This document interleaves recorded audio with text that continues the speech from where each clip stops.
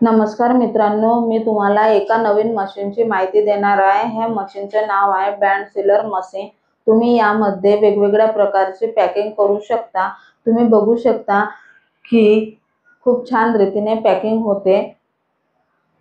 ही आमची compact machine आहे। तुम्हाला या मशीन मध्ये चांगला रिझल्ट मिळेल, जसं मसाला पॅकिंग, स्क्रबर पॅकिंग, चायपत्ती पॅकिंग, अगरबत्ती पॅकिंग, लवंग, विलायची, हळदी पॅकेट, मॅक्रोनी पास्ता, चायपत्ती, अशा वेगवेगळ्या प्रकारचे तुम्ही यामध्ये वस्तू पॅकिंग करू शकता। 40 ते 50 अधिक वस्तू जास्त पॅकिंग करू शकता आणि स्वतःचा व्यवसाय तुम्ही चालू करू शकता।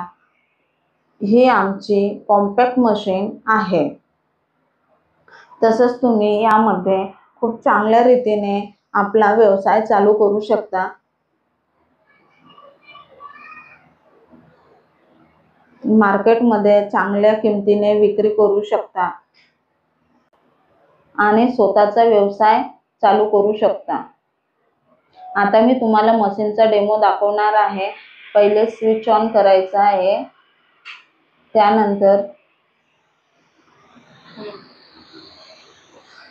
ही लाल बटन आहे पॉवरची, पिवळी बटन आहे हीटरची, हिरवी बटन आहे फॅनची, त्यानंतर हे आहे स्पीड कमी जास्त करायचं आहे, त्यानंतर हे आहे टेम्परेचर मीटर। तुम्ही बघू शकता आता 250 ते 200 दरम्यान आहे आणि मशीन गरम व्हायला 1 ते 2 मिनिटं लागतो आणि तुम्ही आपलं काम चालू करू शकता।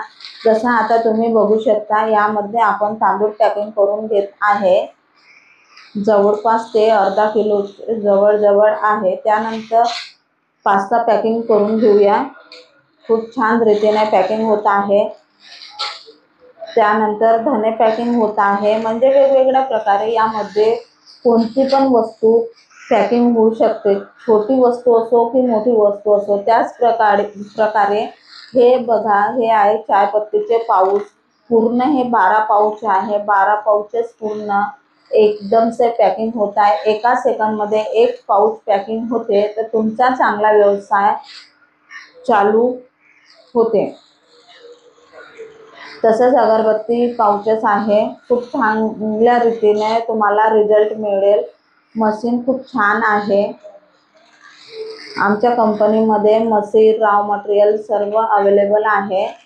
से स्क्रबर आहे, पॅकिंग होत आहे। खूप छान रीतीने सर्व वस्तू पॅकिंग झालेल्या आहे। आता तुम्ही या व्हिडिओमध्ये बघू शकता की कशा रीतीने खूप छान दिसत आहे। पॅकिंग अगदी खूप सुंदर झालेली आहे। दिसायला अगदी खूप सुंदर दिसत आहे। सर्व पॅकिंग झालेलं आहे। अशाच प्रकारे तुम्ही आपला व्यवसाय चालू करू शकता। यामध्ये पण तुम्ही 40 ते 50 अधिक जास्त वस्तू पॅकिंग करू शकता आणि स्वतःचा व्यवसाय चालू करू शकता। दिलेल्या नंबरवर